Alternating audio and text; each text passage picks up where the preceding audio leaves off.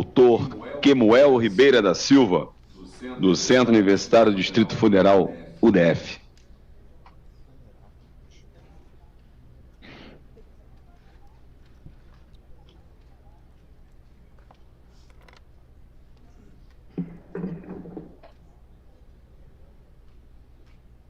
Boa tarde a todos. Doutor, o senhor vai realizar a sustentação oral em favor de quem?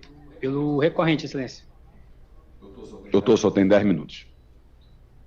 Excelentíssimo senhor ministro, presidente da terceira turma do Superior Tribunal de Justiça, na pessoa de quem cumprimenta os demais ministros, nobres serventuários da Justiça, colegas advogados aqui presentes, senhoras e senhores. Excelência, trata-se de recurso especial interposto pelo meu cliente, Tício de Souza, ora recorrente, com fundamento no artigo 105, inciso 3º, a linha A da Constituição Federal, em face de acórdão do Tribunal de Justiça do Estado de São Paulo, que julgou uma ação de obrigação de fazer com cobrança de valores, promovidas pela senhora recorrida, senhora Esperança da Silva, que na época pugnou pelo pagamento, pela cobrança de valores de metade das despesas que ela teve com a criação, manutenção e de cachorros que eram animais de estimação. Cachorros estes que foram adquiridos na constância da união estável em que ela teve com o recorrente. Na demanda, ela pugnava pelo valor de R$ 39.564,67, e mais o pagamento a título de contribuição alimentar para os animais de R$ 750 mensais. A demanda de primeiro grau, a sentença de primeiro grau, decidiu por bem julgar parcialmente procedente o pedido, diminuindo o quanto indenizatório, aplicando ali a teoria do Duty to Mitigate the Loss, que é a capacidade de se demandar em sua de se demandar em seu próprio prejuízo, de mitigar em seu próprio prejuízo, diminuiu o quanto indenizatório para R$ 19.773,33 e condenando ele a pagar R$ 500 mensais a título de alimentos para os animais de estimação. Em sede de recurso no TJ, foi mantido o quanto indenizatório. Acontece, excelentíssimo senhor ministro Paulo Campanha, que houve aqui uma ofensa frontal aos artigos 205 e 206, parágrafo 2º do Código Civil, pois ali diversa, sim, sobre pensão alimentícia para animais, pois, inclusive, cobra valores mensais a título de contribuição e sustento dos animais, tal qual ocorre nos casos de pensão alimentícia para crianças e adolescentes. Tal equiparação se faz necessária, eminente ministro, pois os animais são conhecidos como seres sencientes, no entendimento do ilustrado desembargador Carlos Alberto Garbi, em julgado que se tornou de notório conhecimento jurídico no meio acadêmico. Justamente em razão dessa matéria, eminente ministra, que hoje se pode falar em pensão e guardas para animais, os mesmos que ocorrem em casos de pensão alimentícia. Portanto, excelências, nesse sentido, efetivamente está a se equiparar o pedido aqui feito à pensão alimentícia, no intuito de que se deve incidir o prazo prescricional bienal ao presente caso, de acordo com o artigo 206, parágrafo 2º do Código Civil. Isso se dá, eminentes ministros, pois a recorrida ela não pode fundamentar a sua tese baseado apenas no ônus, basear a sua tese no suposto dever de alimento, fundamentado apenas nos ônus de sua tese, nos bônus de sua tese, e afastando ali os eventuais ônus.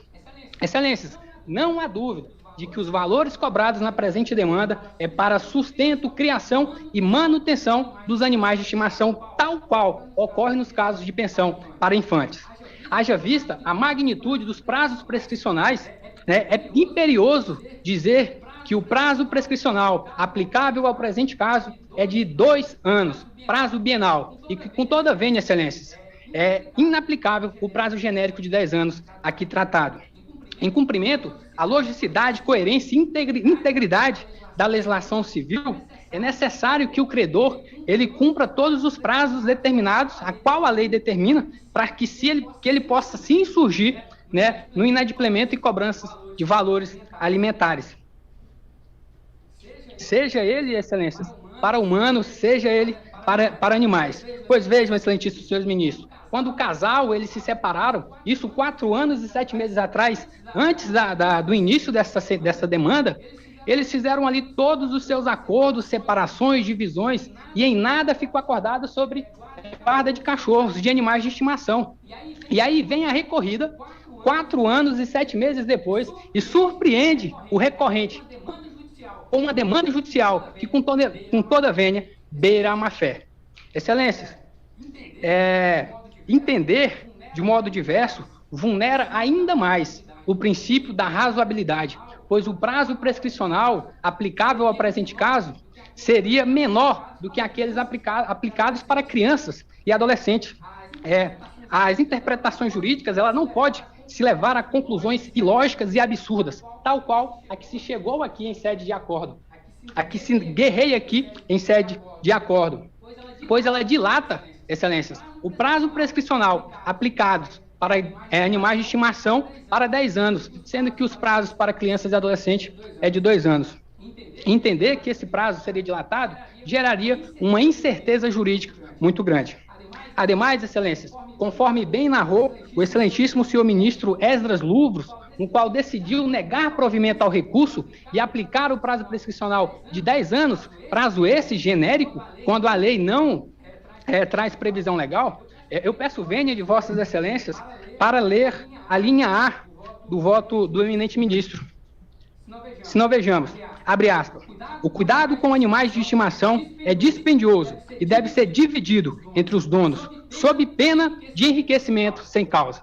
Ora, excelências, esse humilde advogado, que ainda engatinha no mundo do saber, quando ele lê esse trecho desse voto, ele entende que quando se trata de enriquecimento ilícito, você afasta o prazo prescricional de 10 anos e entra aqui e vai de encontro ao prazo prescricional de 3 anos, conforme narra o artigo 206, parágrafo 3º, inciso 4º do Código Civil.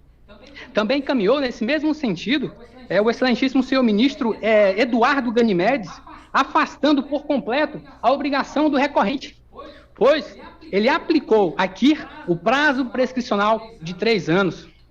Prazo esse que ele entende que é quando há um enriquecimento sem justa causa, pois ele entendeu dessa forma. Se o recorrido não cumprisse com essas obrigações alimentares, geraria ali um enriquecimento sem causa e aí entra no prazo prescricional de 3 anos. Portanto, excelências, ao que cumbe ao STJ, incluído de sua função monoafilásica, harmonizar devidamente o tema, graze o salseiro jurídico formado até então. Diante disso, excelência, das considerações aqui trazidas, eu peço o provimento do presente recurso para que reforme o acórdão aqui guerreado e afaste o prazo prescricional de 10 anos e aplique aqui o prazo prescricional tal qual prevê o artigo 206, parágrafo 2º do Código Civil. Caso não seja esse o entendimento de vossas excelências, mas que apliquem aqui o prazo prescricional de 3 anos, cuja previsão legal está no artigo 206, parágrafo 3º, inciso 4º do Código Civil. Prazo esse que prevê o enriquecimento ilícito, o enriquecimento sem justa causa, como bem fundamentou o excelentíssimo senhor ministro Eduardo Ganimedes e também o excelentíssimo senhor ministro Esdras Luvros. Excelências, com toda vênia, entender que o prazo prescricional ao presente caso é de 10 anos não é justiça. E é exatamente o que viemos buscar. Justiça. Muito obrigado. Muito obrigado, doutor.